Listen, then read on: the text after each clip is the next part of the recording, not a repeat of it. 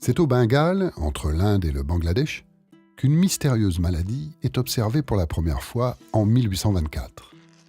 La peau devient terreuse et les cheveux se cassent.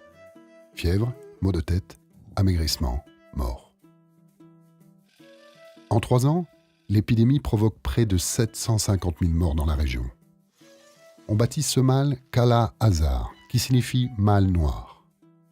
La maladie se propage en suivant les voies de communication, routes et fleuves, et frappe par épidémie tous les 15 à 25 ans.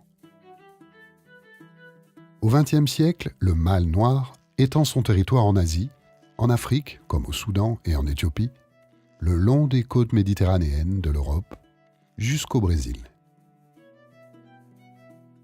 En 1900, un médecin écossais, William Leishman, observe au microscope le parasite dans la rate d'un malade. Dès 1903, on soigne la maladie à base de sel d'antimoine, très toxique, mais très actif contre les parasites. Dans les années 20, on produit une synthèse d'un dérivé de l'antimoine beaucoup moins toxique, le pentostam. En 1924, on découvre la véritable cause de la transmission, le vecteur du parasite, un insecte piqueur, une petite mouche argentée, le phlébotome.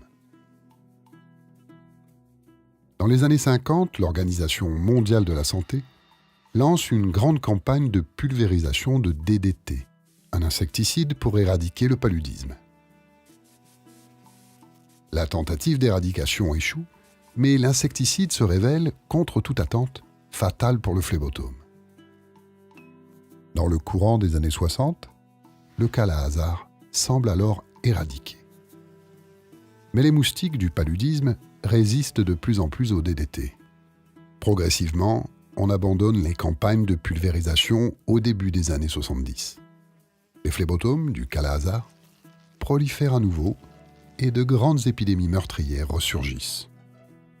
L'Inde, entre 1977 et 1980, connaît une épidémie de 300 000 cas.